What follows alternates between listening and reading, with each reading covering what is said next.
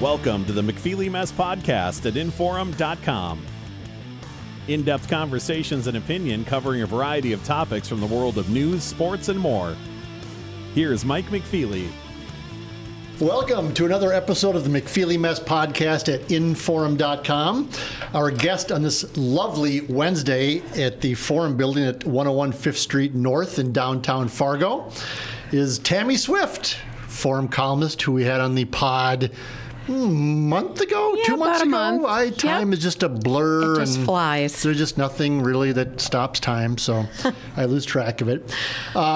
Today's pod's going to be a little bit different. Normally on this broadcast, I guess it is, I'm asking the questions, I'm driving the conversation, I'm doing all the things because it's my podcast and I'm just that kind of guy. But Tammy has asked me, and I've agreed, if she could ask me the questions and drive the conversation. And I said yes. And because I enjoy adventure so much, I don't know what the questions are. And I don't know what's sparking this. I don't know where we're going with this. And so I'm a little terrified, but also happy because this is something different. So thank you, Tammy, for being here. Well, just think of it as a counseling appointment, maybe. Who knows? Okay. You might have a great discovery about yourself. But You know, and okay, so let's start there. And this is getting very personal, but my wife says, therapy would be good for you. Oh. And I'm like, first of all, would it? And second of all, no, I don't think so. I've never been to that type of stuff. I know a million people who've been to therapy and who've been to speak to a counselor or a therapist or a psychiatrist just to figure things out. I don't know if this is one of your questions, like, have you been to therapy? No. The answer is no. I have not been to therapy. Oh, well, now you will be. Because, I'm totally turning the tables here. Yes. We are getting to the gooey insides of Mike McFeely. That's a heck of a visual, but okay. We'll start there. Go ahead. All right. Well, I'm a reporter, so I'm more comfortable asking questions. So I thought, there's all these things about McFeely I wonder about. So I'm going to ask him if I can ask him questions, and he was totally cool with it. So here we go. We'll see if you regret this or not. No regrets. Okay, some of them are easy little softballs. So, like, at what point? Now you open the door. So, are there going to be ones that are like delve deep into my psyche, or I hope so, or private life, or what? Which way are we going here? Well, I might ask about your social security number. And which I actually know off the top of my head, which is your past voting record. I think that's fairly obvious, but okay. All right. Okay, I'm sorry. I'll stop interrupting you. It's your show. Okay. You're the host. I'm just the guest. Go ahead. I know. You can't help yourself. This is what you do. Major ego. You've talked Major for ego. a living. Do you really think so? Do you think you have a major ego? Yes. You do? Yes. Without a doubt. No question.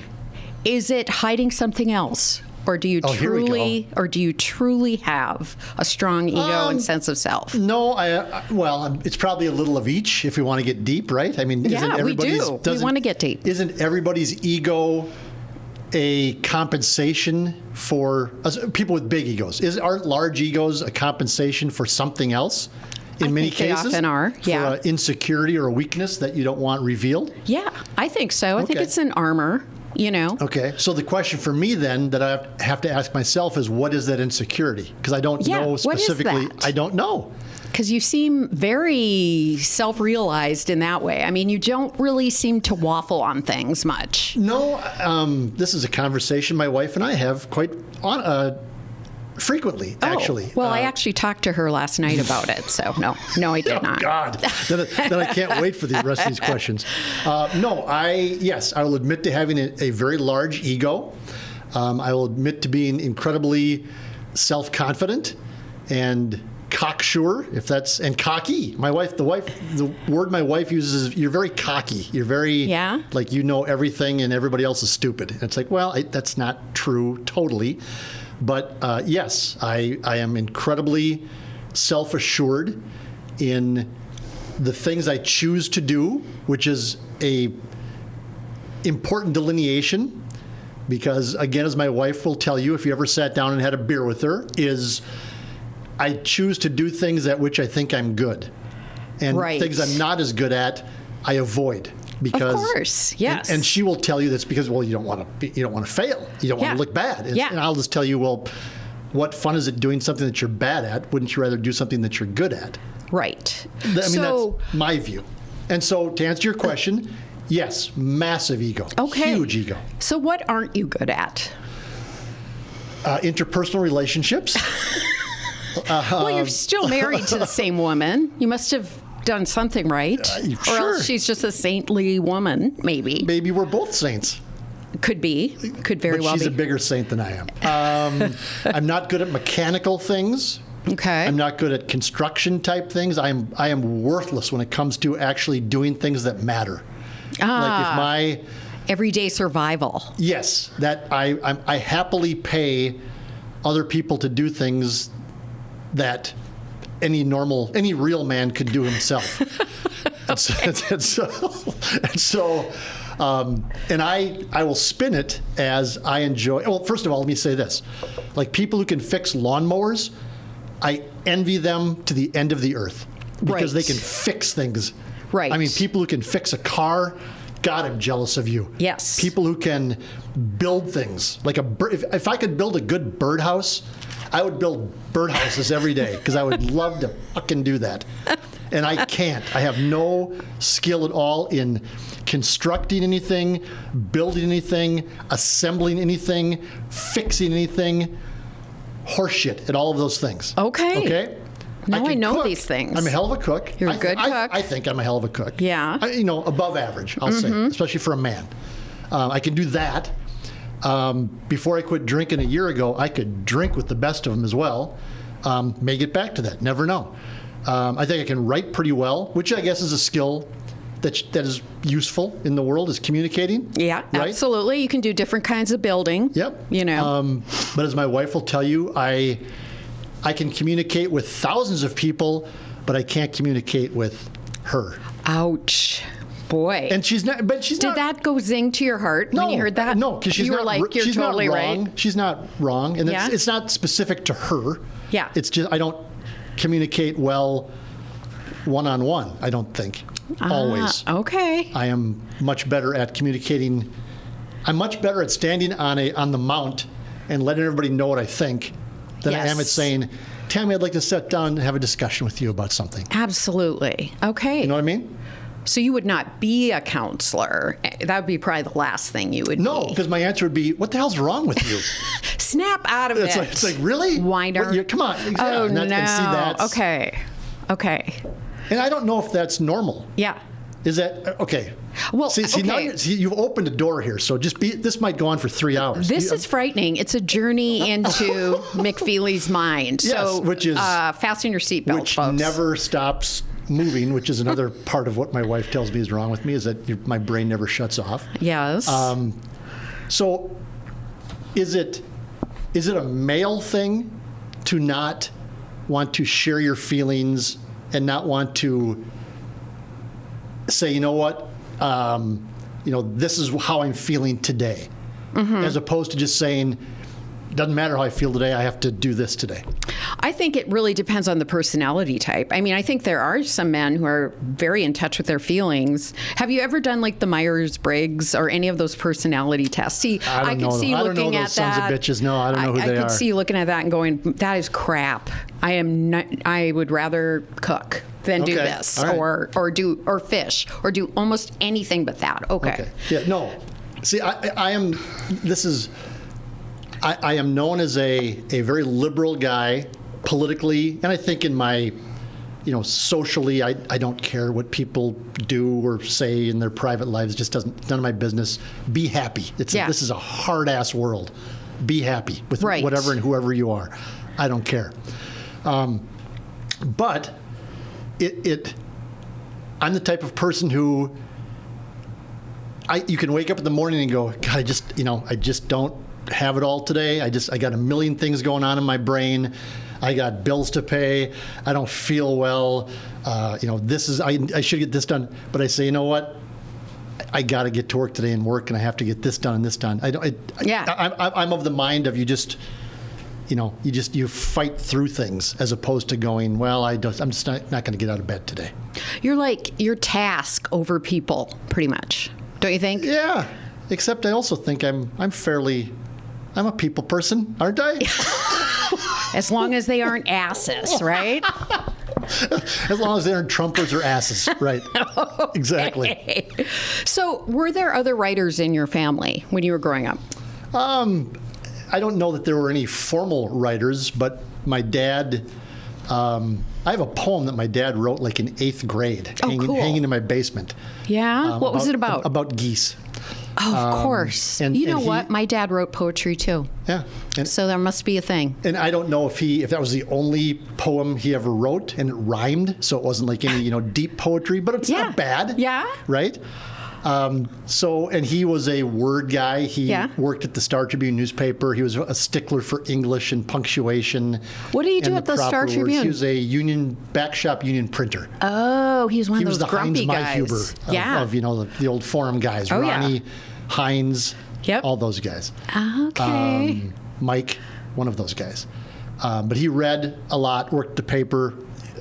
A newspaper came home every day with him. Yep. And so there was always a newspaper for me to read or look at from the earliest time I could remember. My mom was a reader as well. Neither graduated college. I'm not sure my mom graduated high school, to be honest with you. But just word people more than numbers people. Mm-hmm. And so there wasn't a formal writer, but there was people who read and appreciated words and English. And, yes. Absolutely. And you had mentioned the last time we got together, you mentioned something about your mom just praising you endlessly. Now, do you think that contributed to the ego? Well, no, because she was just telling the truth. Oh, okay. She just could not believe the brilliance that she had given birth to. When I say that, I mean she was. Again, I think last time we talked about my sisters. I have 3 older sisters, and their reaction to that. Yeah. And I think it was more of a. I don't know if she thought that I was that great, but I was her baby boy. Exactly. And so you were the right gender. And I could do no wrong in her eyes. Baby Michael. And so my 3 older sisters still hold that grudge against me, even though we get along great. We're all fine, but it just it was obvious. I don't know if that contributes. I think it's. I don't know. I've never really thought about it, about why I just have confidence in myself. Why am I so swell? You don't think that? I've never sat around and thought that, no. So what did you think you'd be when you were in high school? Working in a newspaper, the sports writer. So you really... Yes. And sports writing? Yep. Early on? Yes, early on. Okay. Probably 11th grade in high school, that's what I figured I wanted to do. I liked sports. I still like sports, but I liked them more then. And words were my thing. And numbers and, again, mechanical, engineering. I pondered architecture for like 13 seconds because I thought it'd be cool. And I went, and that's not going to work at all. I can't build a birdhouse. Yeah. That's not going to work. And so words were my thing. And sports were my thing. And my dad worked at a newspaper. I thought that was kind of cool. I always thought newspapers were important. Yeah. I mean, I always thought that was, and you're a lifetime newspaper person as well. Yeah. Other than a short, like myself, a short window where we tried something else. Yep. But came back. I always thought that they were important and told as close to the truth as can be discerned in media. Even at a young age, I thought that what I read in the newspaper was, again, as close to accurate as you were going to get. And as I got into the business, I understand that not everything is always, I'm not saying that it's inaccurate, but maybe it's not always the entire picture. Right. You know what I mean? I mean, right. there's things I know about stories I've written that were told to me off the record, or somebody has told me something on background that I can't necessarily share. So then it's up to me to write in a fashion that lets people know maybe this is really what's going on, as opposed to what has been said publicly. Yeah, exactly. And that's more of a newspaper thing than a me thing. So let's get back to talking about me. Okay, yeah. The most important person in this room today or forever. How much of this is an act, do you think? Of what you're doing? I think about 80%. An act in what way? And how and why? Well, just in the amount of bravado and complete dickishness. Not dickishness, just confidence, I think. I don't know. Okay. I don't know.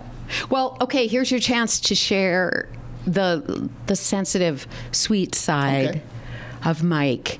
What is something people would be surprised to learn about you? I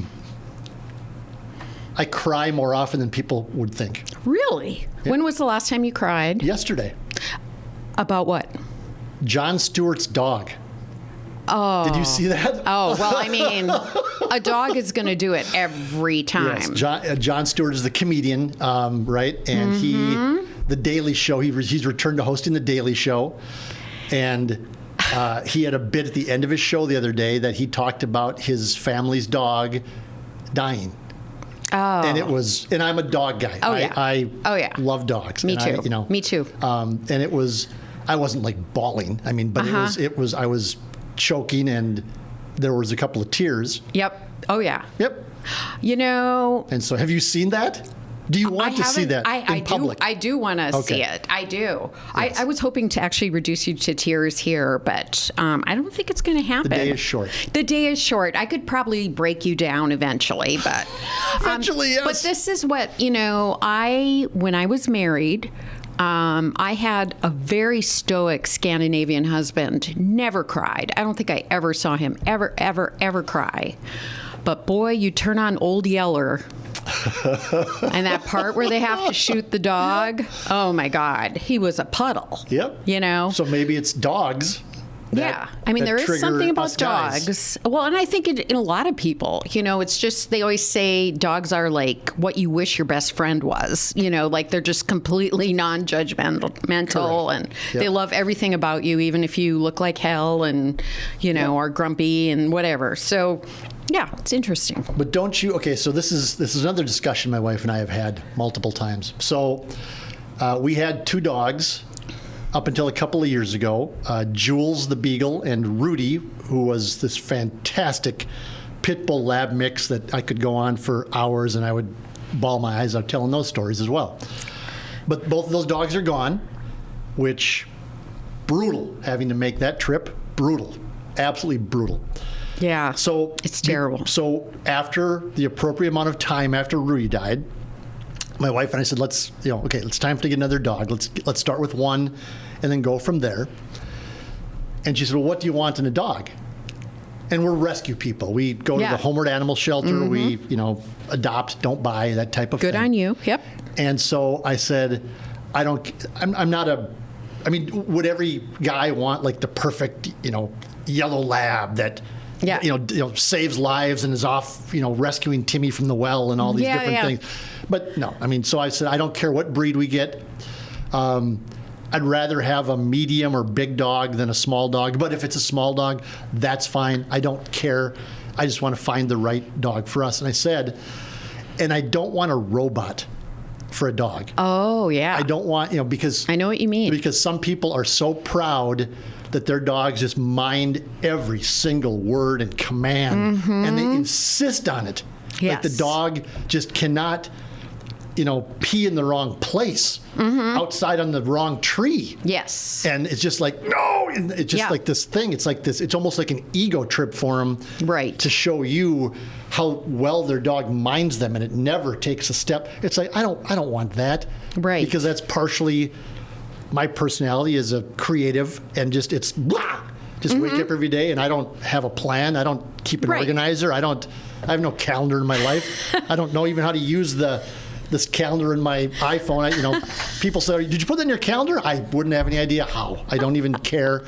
I wake up and live life that way. Just go charging. And so I said, it just can't be a robot. Yeah. So we have 2 dogs now that are Bodie and Archie. And Archie's a rescue from one of the reservations in North Dakota, and he was found all by himself as a very young puppy, no mom, no siblings. And he is a absolute tornado of a dog. Okay. He's way better now than he was 2 years ago, but he's still, there's just not a lot of filter there, or a lot of governor there to hold him back. Yes. And Bodie, no frontal lobes. Bodie just doesn't. He listens. His hearing's fine, but he doesn't hear a word you say. And so our life is a train wreck when it comes to our dogs, but it's in a good way. Right. It's a good train wreck. Right. Right. I mean, it's because they bring joy. What fun is waking up every morning and having dogs that mind everything you do, when you can have a dog that jumps in your bed at 4:30 every morning and puts his nose on your face and says, "I'm up. I don't understand why you aren't up. Why are you not up? Come on!" And then run, and then click, click, click, and then and then stick his head in my back and grind his head into my back so I wake up. And so why would you not want to have a life like that? Yeah, it's true. And I do think people get to the point where they're like outraged that their dog acts like a dog, and it's like, guess what? You're getting a dog. It's like a kid acting like a kid. Yeah. What do you expect from a 4-year-old? Exactly. That they're going to sit down and read Tolstoy? No. They're going to raise, hopefully they raise hell. Yeah. I mean, Yeah, and I mean, I worry you don't want a dog who's like completely running timid. off leash and picking fights with every single dog. Yeah, no, right. But you want a dog to have some personality. Correct. and that's the word, to not have to live like he's a military or a police dog at all times. Much like a child. Yeah, exactly. Yeah, Right? and I always am a little worried about those people who have to control absolutely everything about their children and their dogs. I have told my daughter, who's 23 now, so she can do whatever she wants, and probably does. I don't know. It's her business. But I used to tell my wife too, that Emma, as far as I know to this point of life, I don't know that she ever really got in any serious trouble as a high school kid, or now she has a little bit of college left. I don't know if she's ever been in serious trouble. I don't know if she was a huge partier. It's maybe someday I'll find out. Oh my God, really? I think there's some things about my life that my mom would have said, "Oh my God, really?" Certainly, But that's okay. Mm-hmm. And so I wonder. And I told my wife, I said, I hope that she's doing things that I would disapprove of to a point, right? It's part of part of the normal growing up process. What kind of life are you living if you're not getting into trouble? Exactly. Right? Exactly. Come on. Yeah, exactly. How boring. You have to be out there testing those boundaries. Mm-hmm. And it's just part of growing up and developing. So, yeah. Is it part of being an adult? Yes. You do all the stupid stuff, Because, and let me spin this back to me, because this is about me, is what fun is it to have a platform and the forum, thankfully, has given me a platform to basically write whatever I want, as long as it's within legal boundaries of what's appropriate. Is not going to get us sued. That would be a problem. But what fun would it be to have that platform that I've been granted and not have some fun with it and not stir up some trouble with it? Right. Exactly. Yeah. Right? Right. Okay. So kind of along those lines, you have a tough hide. I think we have, we've reinforced that notion. Except when it comes to dogs, apparently. Except when it comes to dogs and Jon Stewart's dog. And so where did that come from? I don't know. Were you always this way, or did something happen that you just said, okay, from now on, I don't give a damn? No, I don't think. I think part of it is obliviousness. That I look back on some of the things I've done and said, even as a young person, and went, well, God, that was rude. And that was, so maybe part of it was just like not being self-aware of what I was doing or saying. And then maybe not even judging the reaction from it. I still have, I won't get into details, but I still have memories of certain things I've said to people over the years, like all the way back to high school. Yeah. Where I went, cringe. God, I can't believe I said that. Yeah. I do too. What a dummy. I know. Just so stupid and mean in some cases. It's like, regret. That would be a regret. Yeah. I guess. But I don't know that there's a point where I just said, I'm just going to have a thick skin. It's never really bothered me that much. I don't know. Yeah. And maybe that's, again, the ego, is that I It just doesn't bother me. Well, you did radio for a while. Do you feel like that made you tougher because you were getting more on the spot kind of? No, I mean, maybe, but I don't think even before that, when I worked here, before I left for radio, I don't think that it ever really bothered me that much. And I was writing some stuff. I look back on some stuff I've written, even here, 20 years ago, and went, yeah, that probably shouldn't have written that. That was kind of a little harsh, But no, it just never bothered me. It just hasn't. And as I get older, it bothers me less, which is probably, I just don't. I had somebody ask me this not long ago. It's like, what, do you not have a reaction because you're pissing people off, right? That people are mad at you. It's like I don't care anymore. Yeah, you don't care. I just don't care. Have you ever regretted a story or something you've said or done? Well, I don't have anything specific in mind off the top of my head, but I know that when I was younger, writing columns, I would be probably more personal with some things and take some cheap shots at people, and I was more critical of college athletes. So it's like yeah. They're college athletes, right? So back then I thought, but that was your world then. Yeah. Well, it was, but it was also, I'm now a father of a 23-year-old, and it's, and now I look at the world as a father and an older person more than I look at it as somebody who, I'm going to be the next, next hotshot columnist at the New York Times. Mm-hmm. I'm like, well, if that was my kid, and this person I'm looking at is 20 years old. I just recently had a 20-year-old in my house. Right. It's like you're wearing a different perspective now. Different perspective, yes. Yeah. Has anyone's criticism ever really bothered you? Off the top of my head again. The type where it's like well-reasoned, it's not emotional? No, because most of the reaction I get is stupid emotional responses that I just dismiss. But I'm trying to more think reactive. Yep. I'm trying to think of if I, believe it or not, and maybe people don't realize this, but I'm thoughtful in what I write and aware that my words might have power. Mm-hmm. And so, there's just things you have to be really careful about. And again, it's young people, mm-hmm.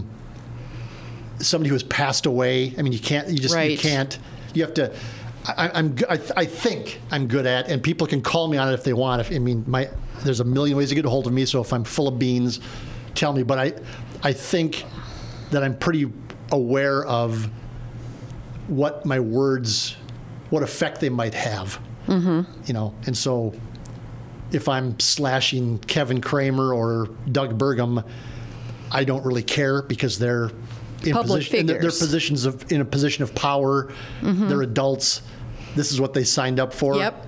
Mm-hmm. But if it's something else, I think I'm pretty good at saying, is this comment, is this cheap shot, is this worth it given the context of what I'm writing about? Okay. And so I'm sure that over the course of my career, if I look back specifically at some columns, I'd probably say that was, I didn't need to say that about that mm-hmm. person because that person didn't deserve it or wasn't involved in it, so mm-hmm. But off the top of my head, no. Have you ever been threatened? I have heard secondhand stories of powerful people having meetings with bosses, but never, directly, never threatened of, somebody's going to punch me in the nose or something. But what I have learned is, especially in the online world, is the loudest people online are the biggest weasels. In person? In person, yes. Like they would never say it to your face. They would not approach me in public and say anything, but they would run back and tweet something at me. Yeah.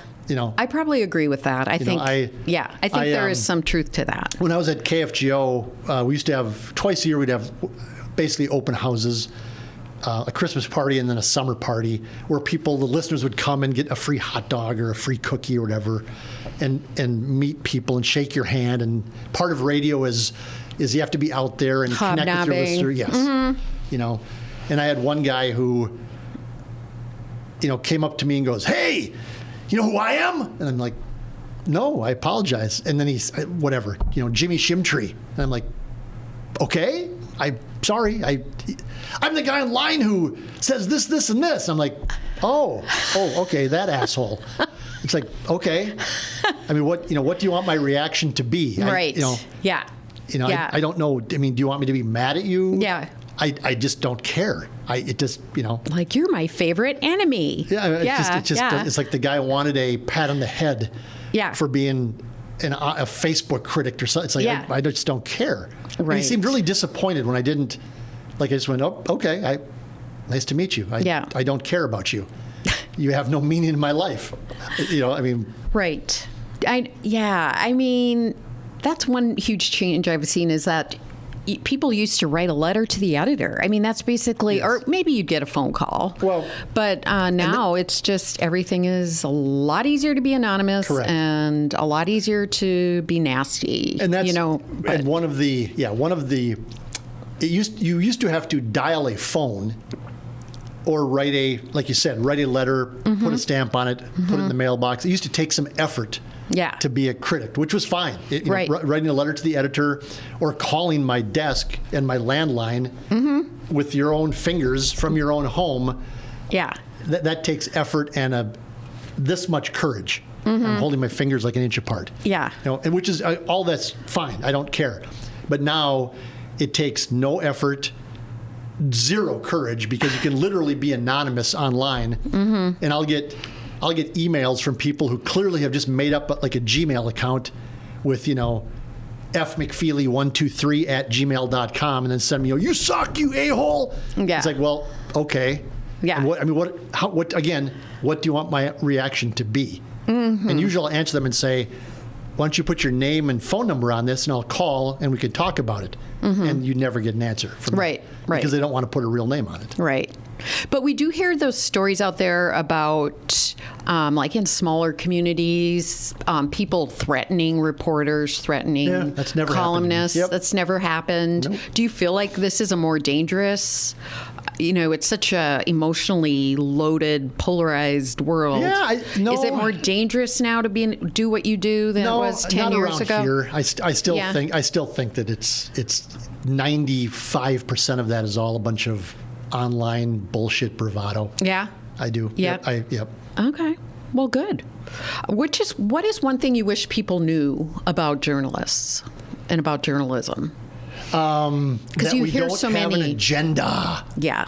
I mean, clearly I'm a columnist. Right. And that's what, I was accused the other day online, of course, of saying, "I can't believe that a journalist with the Forum would write this on Twitter." It's like, well, I'm a journalist, yes, but I'm also an opinion columnist. Yeah. And so, opinions for me to is say what I that, do. Doug Burgum is a clown, that's my opinion. And that's what I'm literally paid to do that. Yeah. As long as I can back it up and say, this is why I think he's a clown, my bosses don't really seem to mind all that much. And so, but, Tammy Swift and April Baumgarten don't come to work every day and go, okay. Who will we get? Who am I going to get today? Yes. And what is my overlord going to tell me to write today? My liberal overlord. Yes, exactly. And the newspaper, by the way, is owned by the Marcil family, which is not liberal. Yes. Which is their business. I don't care. Right. That's their business, and they can run their business how they want to. Absolutely. But I can tell you, they don't act as overlords to journalists in their company and tell us what to do or what to write. Yes. And that's the one that bothers me most is, really? Yeah. I mean, you think this is all a plot? Yeah. That the media are all working together? Like me and, some guy from the New York Times are on the hotline together. Hey. Yeah, exactly. Hey, you know what we should do today? We should screw Donald Trump today again. Yeah. Come on. Especially when you're talking local news gathering organizations. Right. I mean, yes, it's a regional news gathering organization, but we're not talking MSNBC or whatever. Are we over almost? No, I don't know. Doesn't matter to me. You just glanced at your clock. No, don't mind me. So what scares you? What scares me? The election in November. Yeah, me too. I mean, otherwise, I think life is pretty good. Yeah. And I think it's pretty good for most Americans. Yeah. Unfortunately, many don't see it that way. They think life is terrible. Yeah. Because they listen to talk radio and watch Fox News. Yeah. And so they think life is terrible in Pingree, North Dakota, which it's not, I don't think. But 2016, I went, okay, this is not good. But then we sort of lived through it and went, well, that was really bad. And that was just, wow, was that chaotic? And what he was trying to do, Trump, was just like, whoa. What scares me about this fall, and I'm being serious, this is not an act. Trump is the same, but the people behind him are way smarter and way more organized, and they have a plan in place. Yeah.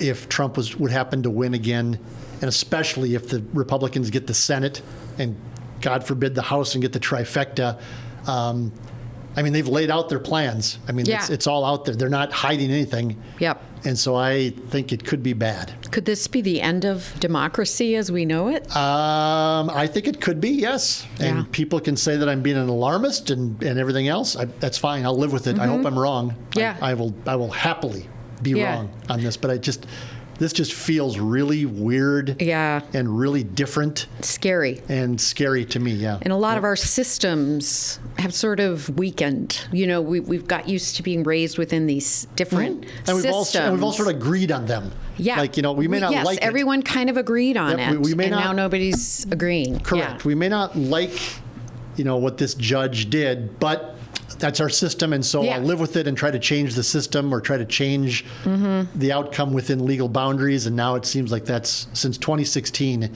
it seems like all of that is sort of out the window. Yeah. And when you have 40% of the country that doesn't believe that the current president was elected legitimately, legally, that's a problem. Yeah.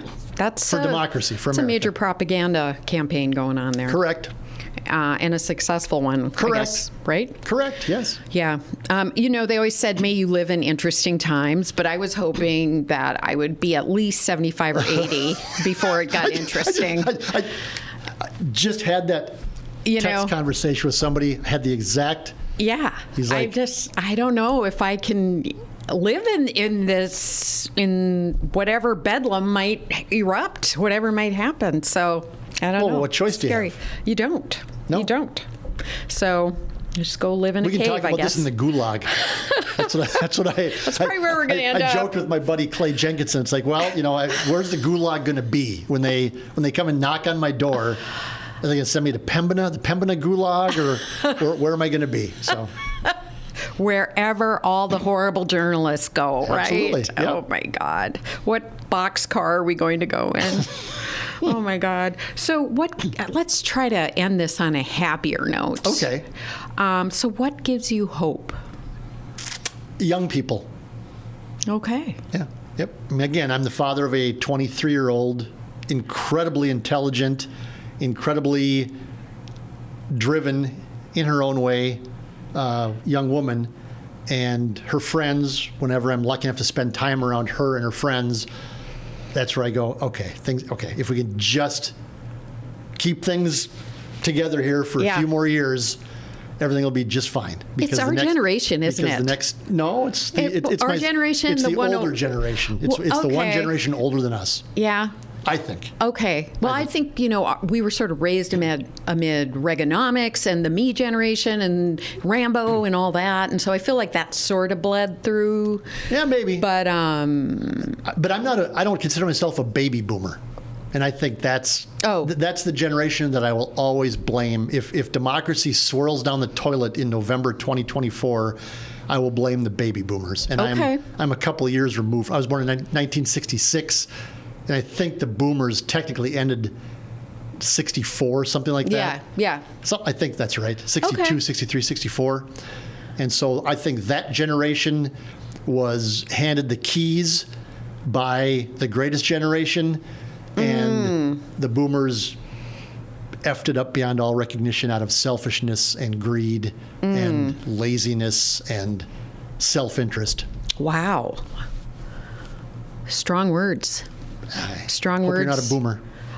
I'm on the cusp. Me so too. I don't know what that's called. I'm on the cusp too. I mean, I think, what are we, Generation X? Would we be the... Yeah, I call myself a Xoomer because I'm a Gen Xoomer because I'm Gen X, but I'm kind of a, I'm me too. teetering on boomerism. Yeah, me too. Yeah. But it's it's the older, the next generation older than us, I think, is the one that's going to ultimately be to blame for this. Okay. Can't wait. As my dad would say, don't buy green bananas because you never know what tomorrow will bring. So, and then, Mike McFeely, what is your idea of a perfect day? Oh, God. And I wish we were playing some beautiful music in the background. This I have to be careful with. Okay. Because there's lots of definitions of perfect days. I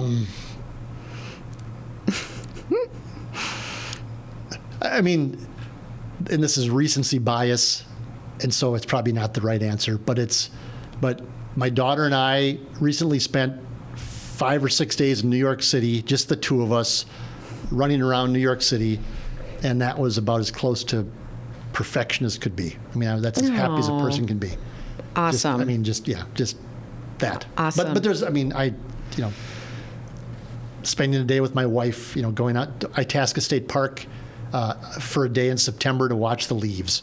That's a pretty good day. Mm-hmm. And don't forget the dogs. If the dogs are listening, they'll be mad if they aren't involved. No, but going, I can happily be by myself, which is another thing that my wife is like, what? I could take a vacation by myself and be perfectly happy being by myself. Yeah. And I'm okay with that. And what would you do? Would you fish?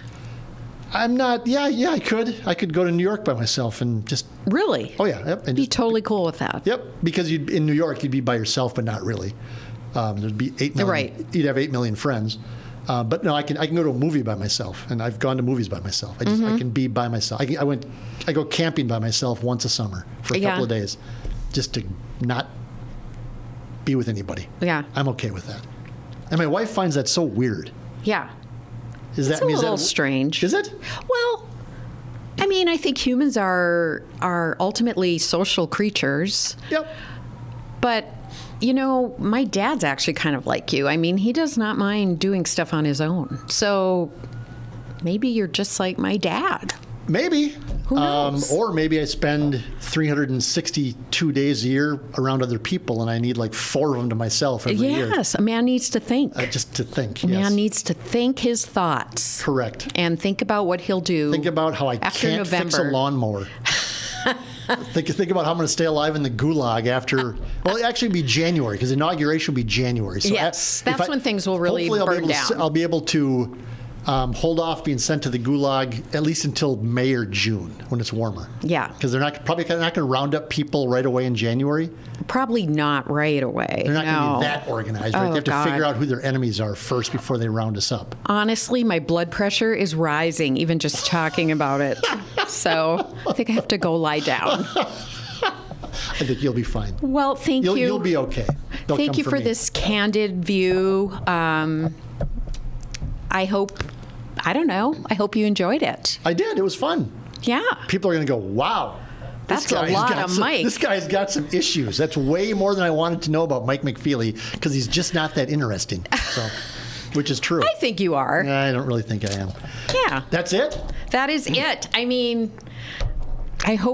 don't know. I can't think of anything else right now. No, that's fine. I'll post it here in a bit, and we'll wait for the feedback. Okay. I can't wait. Well, yeah, people are going to go, oh, my God. But anyway, thank you, Tammy. Appreciate it. Thank you. Tammy Swift, columnist and reporter for the Forum of Fargo-Moorhead.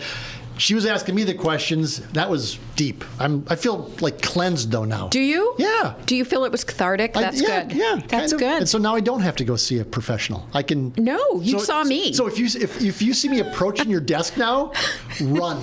Just get it. I'm busy. I have an appointment. Sorry, I can't talk. Tammy, I need to talk about my feelings. Could you come to my office, please? I need to talk with you. No! You can just run away. Anytime is fine. I wouldn't burden you with that. Oof, that'd be a dark, dark place to be. A dark path. Oof, thank you. Tammy Swift, of the forum here on the McFeely Mess podcast. That's all we have. We'll talk again next week. Bye. Thanks for listening to the McFeely Mess podcast at InForum.com. For more podcasts and columns, head to InForum.com and search Mike McFeely